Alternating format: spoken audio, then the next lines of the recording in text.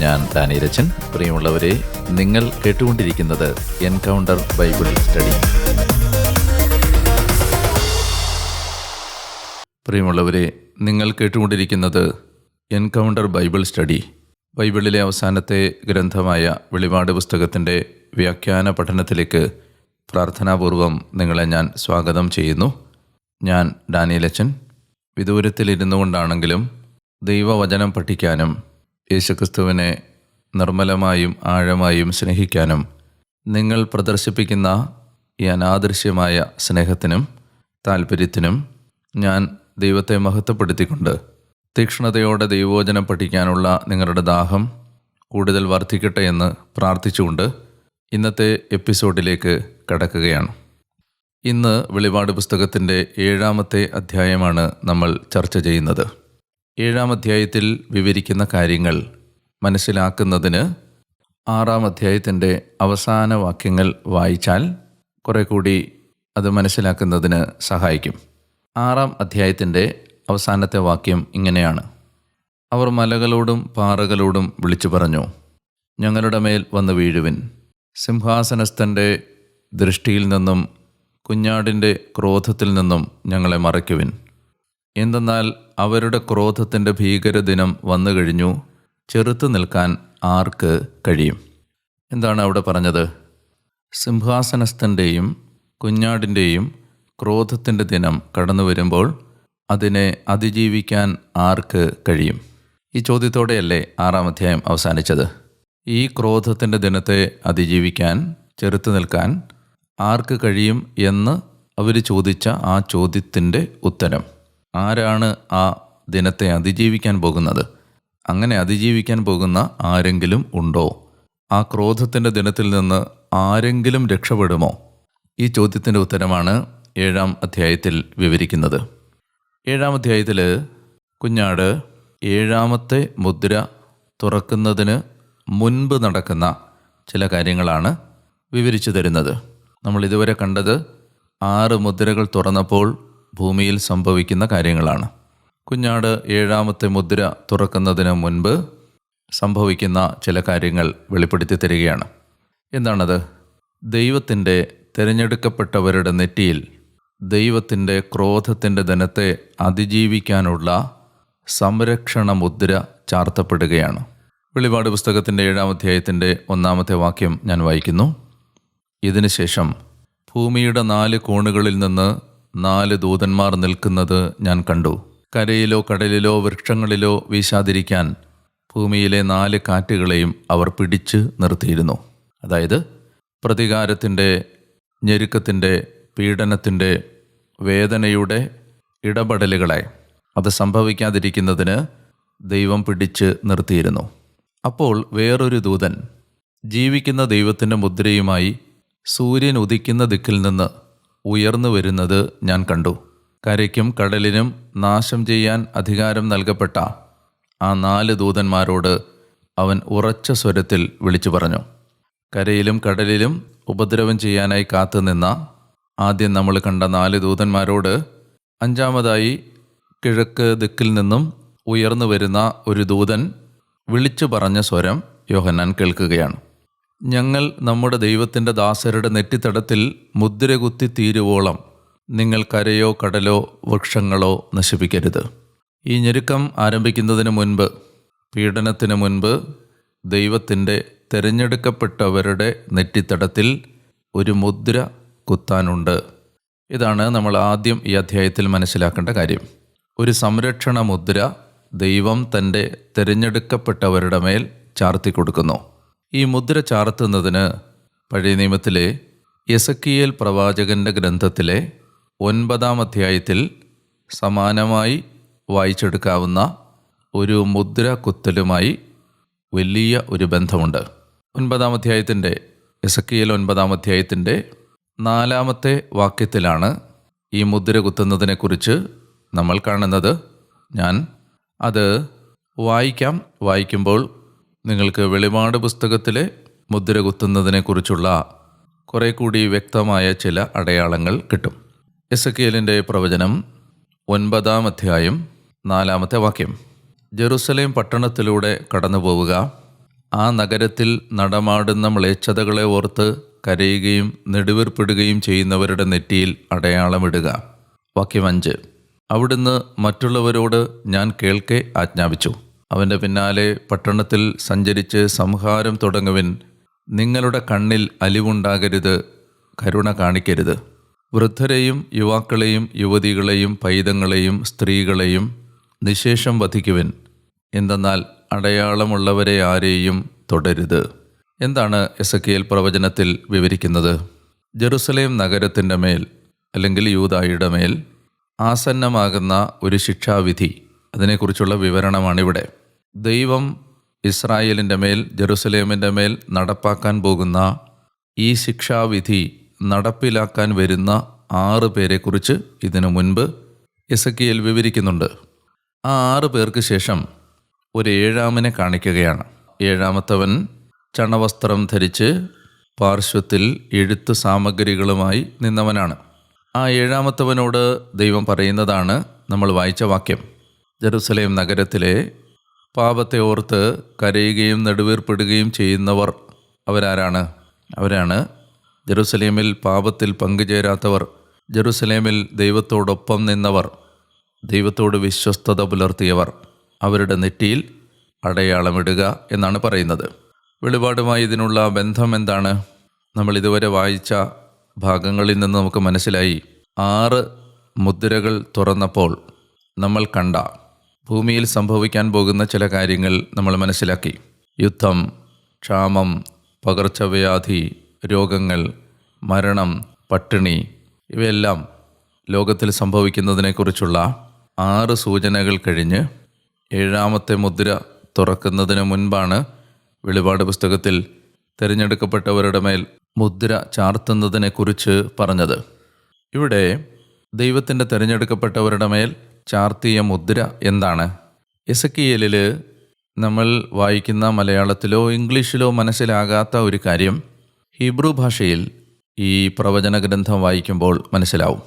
അതായത് ദൈവം പറയുന്നത് മുദ്രയിടുക എന്നല്ല, മറിച്ച് ഹീബ്രു അക്ഷരമാലയിലെ അവസാനത്തെ അക്ഷരമായ താവു എന്ന് പറയുന്ന ഒരക്ഷരമുണ്ട്. TAU. താവു ക്രോസ്, താവു കുരിശ് നിങ്ങൾ കേട്ടിട്ടുണ്ടാവും. ഇത് ഹെബ്രായ അക്ഷരമാലയിലെ അവസാനത്തെ അക്ഷരമാണ്. താവു അടയാളമിടുക എന്നാണ് പറയുന്നത്. നെറ്റിയിൽ താവു അടയാളം ഇടുക.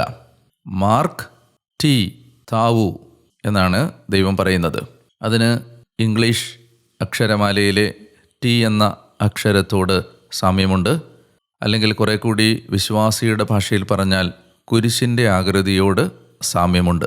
അപ്പോൾ നമുക്കിങ്ങനെ മനസ്സിലാക്കാം, വെളിപാട് പുസ്തകത്തിൽ ദൈവത്തിൻ്റെ തിരഞ്ഞെടുക്കപ്പെട്ടവരുടെ മേൽ ചാർത്തുന്ന ആ മുദ്രയ്ക്ക് എസെക്കിയേലിൻ്റെ പ്രവചനവുമായി സാമ്യം കൽപ്പിച്ച് നമ്മളതിനെ വായിച്ച് മനസ്സിലാക്കുമ്പോൾ ആ മുദ്രയ്ക്ക് താവു എന്ന ആകൃതി അല്ലെങ്കിൽ കുരിശിൻ്റെ ആകൃതിയാണ് ഉള്ളത്. ഈ സംരക്ഷണത്തിൻ്റെ ചിഹ്നമാണ് താവു എന്നതുകൊണ്ടാണ് പിന്നീട് സഭയിൽ താവു കുരിശ് ഇട്ടു തുടങ്ങുന്ന പാരമ്പര്യം ഉണ്ടായത്. വിശുദ്ധ ഫ്രാൻസിസ് അസീസിയാണ് ഈ താവു കുരിശിൻ്റെ അടയാളം പ്രചരിപ്പിച്ചത്. അത് സംരക്ഷണത്തിൻ്റെയും ദൈവം സ്വന്തമാക്കുന്നതിൻ്റെയും ദൈവത്തിൻ്റെ സ്വന്തമാണെന്നതിൻ്റെയും അടയാളമാണ്. അതുകൊണ്ട് താവു കുരിശ് ധരിക്കുന്നത് വളരെ അനുഗ്രഹീതമായ ഒരു പാരമ്പര്യമാണ്. വിശുദ്ധ ഫ്രാൻസിസ് അസീസി അത് വളരെയധികം പ്രോത്സാഹിപ്പിക്കുകയും സ്നേഹിക്കുകയും ചെയ്തിരുന്ന ഒരു കാര്യമാണ്. കുരിശിൻ്റെ ആകൃതിയാണ് ഈ സംരക്ഷണ മുദ്ര ചാർത്തപ്പെട്ടവരുടെ നെറ്റിത്തടത്തിൽ കണ്ട ആ സംരക്ഷണ മുദ്രയുടെ ആകൃതി. നമ്മൾ വെളിപാട് പുസ്തകത്തിൻ്റെ 13-ാം അധ്യായത്തിലും 14-ാം അധ്യായത്തിലും 20-ാം അധ്യായത്തിലും പിന്നീട് കാണും. വെളിപാടിൻ്റെ 13-ലും 14-ലും 20-ലും പിന്നീട് നമ്മൾ കാണും, മൃഗത്തെ അല്ലെങ്കിൽ എതിർ ക്രിസ്തുവിനെ അനുഗമിക്കുന്നവർക്കും എതിർ ക്രിസ്തുവിൻ്റെ അടയാളം അവരുടെ കൈകളിലും നെറ്റിത്തടത്തിലും പതിക്കുന്നതിനെക്കുറിച്ച് അവിടെ പറയുന്നുണ്ട്. വെളിപാട് 13-ലും 14-ലും 20-ലും മൃഗത്തിൻ്റെ അനുയായികൾക്ക് മൃഗത്തിൻ്റെ അടയാളം അവരുടെ നെറ്റിത്തടത്തിലും കൈകളിലും പതിക്കുന്നതിനെക്കുറിച്ച് പറയുന്നുണ്ട്. ഇത് സൂചിപ്പിക്കാൻ കാരണം എന്താണ് ഈ മുദ്ര സൂചിപ്പിക്കുന്നത് എന്ന് പറയാനാണ്. ദൈവത്തിൻ്റെ വിശ്വസ്തദാസരുടെ മേൽ ചാർത്തപ്പെട്ട ഈ അടയാളം അവർ ദൈവത്തിൻ്റെ സ്വന്തമാണ് എന്നതാണ് ഒന്നാമത് സൂചിപ്പിക്കുന്നത്. മൃഗത്തിൻ്റെ അടയാളമുള്ളവർ എതിർ ക്രിസ്തുവിൻ്റെ സ്വന്തമാണ് എന്ന് സൂചിപ്പിക്കുന്നത് പോലെ ഒന്നാമതായി അത് ദൈവത്തിൻ്റെ സ്വന്തമാണ് നമ്മൾ എന്നത് സൂചിപ്പിക്കുന്നു. രണ്ടാമതായി അത് നേരത്തെ പറഞ്ഞതുപോലെ സംരക്ഷണത്തെയും ദൈവത്തിൻ്റെ പ്രതികാര ദിനം വന്നു കഴിയുമ്പോൾ ദൈവമക്കൾക്ക് ലഭിക്കുന്ന സംരക്ഷണത്തെയും സൂചിപ്പിക്കുന്നു. സംരക്ഷണം എന്ന് പറയുമ്പോൾ നിങ്ങൾ പ്രത്യേകം ഓർക്കേണ്ടതുണ്ട്, ലോകത്തിലെ ഞെരുക്കങ്ങളിൽ നിന്നോ കഷ്ടപ്പാടുകളിൽ നിന്നോ സഹനങ്ങളിൽ നിന്നോ എന്തിന് വിശ്വാസി സഹിക്കേണ്ടി വരുന്ന വിശ്വാസത്തിന് വേണ്ടിയുള്ള പീഡനങ്ങളിൽ നിന്നോ സംരക്ഷണം ലഭിക്കും എന്നല്ല, മറിച്ച് ആത്മാവ് മൃഗത്തിൻ്റെയും എതിർ ക്രിസ്തുവിൻ്റെയും സാത്താൻ്റെയും സ്വന്തമാകാതിരിക്കാനുള്ള സംരക്ഷണം, ദൈവത്തിൻ്റെ അവകാശങ്ങൾ പ്രാപിക്കുന്നതിന് വേണ്ടി ദൈവം തൻ്റെ മക്കൾക്ക് നൽകുന്ന സംരക്ഷണം. കത്തോലിക്ക തിരുസഭ എല്ലാ കാലത്തും ഈ സംരക്ഷണ മുദ്രയെ മനസ്സിലാക്കിയത് മാമോദീസായിലും സ്ഥൈര്യലേപനത്തിലും ഒരു വിശ്വാസിക്ക് ലഭിക്കുന്ന മായാത്ത മുദ്രയുമായി ബന്ധപ്പെടുത്തിയാണ്. Catechism of Catholic Church CCC 1121 ഖണ്ഡികയിൽ 1121 1121 ഖണ്ഡികയിൽ ഇപ്രകാരം പറയുന്നുണ്ട്: മാമോദീസായിലൂടെ ലഭിക്കുന്ന ഈ മായാത്ത മുദ്ര അതൊരു കൗദാശിക അടയാളമാണ്, സാക്രമെൻ്റൽ സീലാണ്, സാക്രമെൻ്റൽ ക്യാരക്ടറാണ്. അത് ദൈവിക സംരക്ഷണത്തിൻ്റെ ഉറപ്പും അടയാളവും വാഗ്ദാനവുമാണ്. 1121 അത് വായിച്ചു നോക്കുന്നത് നല്ലതാണ്. അതുപോലെ തന്നെ CCC 1304 1305 1304 1305 അവിടെ പറയുന്നത് സ്ഥൈര്യലേപനം എന്ന കൂദാശയെക്കുറിച്ചാണ്. അത് മറ്റൊരു മായാത്ത മുദ്രയാണ്. ഇത് ഈ ലോകത്തിൽ ക്രിസ്തുവിന് സാക്ഷികളാകാൻ നമ്മളെ നിർബന്ധിക്കുന്ന മുദ്രയായിട്ടാണ് അവിടെ അവതരിപ്പിക്കപ്പെടുന്നത്. അതുപോലെ തന്നെ CCC 1235 1235 1235 നമ്മൾ നെറ്റിത്തടത്തിൽ കുരിശടയാളം വരയ്ക്കുന്നതിനെപ്പറ്റി പറയുകയാണ്, നമ്മൾ കുരിശ് വരയ്ക്കുന്നത് ഒരു വലിയ ആയുധമാണ്, സാത്താനെതിരായ വലിയ ആയുധം. 1257 അത് പറയുന്നുണ്ട്. കുരിശ് വരയ്ക്കുന്നതിനെപ്പറ്റി സഭ പറയുന്നത് എങ്ങനെയാണ്? കുരിശടയാളം വരയ്ക്കുമ്പോൾ നമ്മൾ മാമോദീസായിൽ നമുക്ക് ലഭിച്ച മുദ്രയെ ആഘോഷിക്കുകയാണ്. ഒന്നുകൂടെ ഞാൻ പറയാം. കുരിശ് വരയ്ക്കുന്ന സമയത്ത് നമ്മൾ മാമോദീസായിൽ നമുക്ക് നേരത്തെ കിട്ടിയ ആ മായാത്ത മുദ്രയില്ലേ, ആ മുദ്രയെ സെലിബ്രേറ്റ് ചെയ്യുന്നതാണ് കുരിശടയാളം വരയ്ക്കുന്നത്. അത് നമ്മൾ ദൈവത്തിൻ്റെ മക്കളാണെന്നും ദൈവം നമ്മളുടെ അപ്പനാണെന്നും ഒരിക്കൽ കൂടി ഓർമ്മിപ്പിക്കും എന്നാണ് സഭ പഠിപ്പിക്കുന്നത്. ചുരുക്കി പറഞ്ഞാൽ ഈ സംരക്ഷണ മുദ്ര എന്താണ് എന്ന് ചോദിച്ചാൽ, ഇത് നമ്മൾ ദൈവത്തിൻ്റെ സ്വന്തമാണെന്നും നമ്മളെ ദൈവം, നമ്മുടെ ആത്മാവിനെ ദൈവം സംരക്ഷിക്കുമെന്നും നമ്മളെ ഓർമ്മപ്പെടുത്തുന്ന അടയാളമാണ്. ഇത് നമുക്ക് മാത്രമല്ല അടയാളം, മനുഷ്യർക്കാർക്കും ഈ മുദ്ര കാണാൻ കഴിയില്ലെങ്കിലും ഇത് സാത്താന് കാണാൻ കഴിയും. മാമോദീസ എന്ന കൂദാശ സ്വീകരിച്ചവരുടെ മേൽ പരിശുദ്ധ ത്രിത്വത്തിൻ്റെ അധിവാസമുണ്ട്. അവർ ദൈവത്തിൻ്റെ ആലയമാണ്. അവരുടെ ആത്മാവിൽ ഒരു മായാത്ത മുദ്രയുണ്ട്. വിശ്വാസം അവർ ബോധപൂർവം പ്രഖ്യാപനത്തിലൂടെയോ മാരകപാപത്തിലൂടെയോ തള്ളിപ്പറഞ്ഞ് അവസാനം വരെ ക്രിസ്തുവിനെ നിഷേധിക്കാത്ത പക്ഷം വിശ്വാസത്തിൽ ആജീവനാന്തം നിലനിൽക്കുകയാണെങ്കിൽ ഈ മുദ്ര അവർക്ക് സ്വർഗത്തിലേക്ക് പ്രവേശിക്കാനുള്ള ഉറപ്പാണ്. അതുകൊണ്ട് ഈ മുദ്ര മനുഷ്യന് കാണാൻ കഴിയില്ലെങ്കിലും സാത്താന് കാണാൻ കഴിയും. പൈശാചികമായ എല്ലാ അധിനിവേശങ്ങൾക്കും എതിരെയുള്ള ദൈവത്തിൻ്റെ സംരക്ഷണമാണ് മാമോദീസായിലെ ഈ മുദ്ര. മാമോദീസായിൽ നമുക്ക് ലഭിച്ച അവകാശങ്ങളുടെ വ്യാപ്തിയെക്കുറിച്ചോ ആഴത്തെക്കുറിച്ചോ വേണ്ടത്ര വ്യക്തതയില്ലാത്തതുകൊണ്ടാണ് ഇപ്പോഴും നമ്മൾ ദൈവമക്കളുടെ സ്വാതന്ത്ര്യം അനുഭവിക്കാതെ പഴയ നിയമ ജനതയുടെയോ മറ്റ് മതവിശ്വാസികളുടെയോ നിലവാരത്തിലുള്ള വിശ്വാസം ജീവിച്ച് ഭൗതികമായ കാര്യങ്ങൾ മാത്രം ലക്ഷ്യം വെച്ച് ഒരു സ്ഥലത്ത് നിന്ന് മറ്റൊരു സ്ഥലത്തേക്ക് കൂടുതൽ അനുഗ്രഹം പ്രാപിക്കാനുള്ള ആഗ്രഹത്തോടെ പരക്കം പായുന്നത്. ദൈവമക്കൾക്ക് ദൈവം നൽകിയ അവകാശങ്ങൾ, മാമോദീസായിലൂടെ ലഭിച്ച കൃപകൾ അത് മനസ്സിലാക്കിയിരുന്നെങ്കിൽ ആജീവനാന്തം സുസ്ഥിതിയിലും സമാധാനത്തിലും സ്വസ്ഥതയിലും ശാശ്വത ശാന്തിയിലും ജീവിക്കാനുള്ള നിക്ഷേപങ്ങൾ ദൈവം തനിക്ക് നൽകിയിട്ടുണ്ടെന്നും അത് പുറമേ നിന്ന് ആരുടെ അരികിൽ നിന്നും വാങ്ങിച്ചെടുക്കേണ്ടതല്ലെന്നുമുള്ള ആ വലിയ സ്വത്വബോധം, ഐഡൻറ്റിറ്റി കോൺഷ്യസ്നെസ് നമ്മളെ കുറെ കൂടി തലയുയർത്തി നടക്കാൻ സഹായിച്ചേനെ. ഇനി അടുത്ത വാക്യത്തിലേക്ക് പോവുകയാണ്. വാക്യം 4. മുദ്രിതരുടെ എണ്ണം ഞാൻ കേട്ടു. ഇസ്രായേൽ മക്കളുടെ എല്ലാ ഗോത്രങ്ങളിലും നിന്ന് ആകെ 144,000. യൂദാ ഗോത്രത്തിൽ നിന്ന് മുദ്രിതർ 12,000. റൂബൻ ഗോത്രത്തിൽ നിന്ന് 12,000. ഗാദ് ഗോത്രത്തിൽ നിന്ന് 12,000. ആഷേർ ഗോത്രത്തിൽ നിന്ന് 12,000. നഫ്താലി ഗോത്രത്തിൽ നിന്ന് 12,000. മനാസെ ഗോത്രത്തിൽ നിന്ന് 12,000. ശിമിയോൻ ഗോത്രത്തിൽ നിന്ന് 12,000. ലേവി ഗോത്രത്തിൽ നിന്ന് 12,000. ഇസാക്കർ ഗോത്രത്തിൽ നിന്ന് 12,000. സെബുലൂൺ ഗോത്രത്തിൽ നിന്ന് 12,000. ജോസഫ് ഗോത്രത്തിൽ നിന്ന് 12,000. ബെഞ്ചമിൻ ഗോത്രത്തിൽ നിന്ന് മുദ്രിതർ 12,000. മുദ്രിതരുടെ എണ്ണം 144,000 പറയുന്നു. അത് വരുന്നത് 12 ഗുണം 12 ഗുണം 1000. 12 into 1000. 144,000 സൂചിപ്പിക്കുന്നത് പഴയ നിയമത്തിലെയും പുതിയ നിയമത്തിലെയും ദൈവത്തിൻ്റെ വിശ്വസ്തദാസരുടെ എണ്ണമാണ്. 1000 പൂർണ്ണതയെ സൂചിപ്പിക്കുന്ന അക്കമാണ്. ആദ്യത്തെ 12 പഴയ നിയമത്തിലെ വിശ്വസ്തദാസരുടെയും രണ്ടാമത്തെ 12 പുതിയ നിയമത്തിലെ തിരഞ്ഞെടുക്കപ്പെട്ടവരുടെയും 1000 പൂർണ്ണതയെയും സൂചിപ്പിക്കുന്നതാണ്. 12 ഗുണം 12 ഗുണം 1000, 144,000. ഇനി ഈ കണക്ക് പറയുമ്പോൾ 1-2 കാര്യങ്ങൾ ശ്രദ്ധിക്കാനുണ്ട്. ഇസ്രായേലിൻ്റെ 12 ഗോത്രങ്ങളുടെ പേരുകളാണല്ലോ പറയുന്നത്. അവിടെ ചെറിയൊരു വ്യത്യാസമുണ്ട് പഴയ നിയമത്തിൽ പറയുന്നതുമായി. ആ വ്യത്യാസം ഇതാണ്. തുടങ്ങുന്നത് യാക്കോബിൻ്റെ ആദ്യത്തെ മകനായ റൂബൻ്റെ പേര് പറഞ്ഞുകൊണ്ടല്ല. റൂബൻ്റെ പേര് പറയുന്നത് രണ്ടാമതാണ്. പകരം ആദ്യം പറയുന്നത് യാക്കോബിൻ്റെ 4ാമത്തെ മകനായ യൂദായുടെ പേരാണ്. അതെന്തുകൊണ്ടാണെന്ന് നമുക്കറിയാം. യൂദാ ഗോത്രത്തിൽ നിന്നാണ് കുഞ്ഞാട് വന്നത്. യൂദാ ഗോത്രമാണ് പിന്നീട് ദൈവത്തിൻ്റെ തിരഞ്ഞെടുക്കപ്പെട്ട വംശാവലിയുടെ ഭാഗമായത്. അതുപോലെ തന്നെ ഈ 12 ഗോത്രങ്ങളുടെ ലിസ്റ്റിൽ ദാൻ ഗോത്രത്തിൻ്റെ പേരില്ല. അതിന് പകരം മനാസെ ഗോത്രത്തിൻ്റെ പേരാണ്.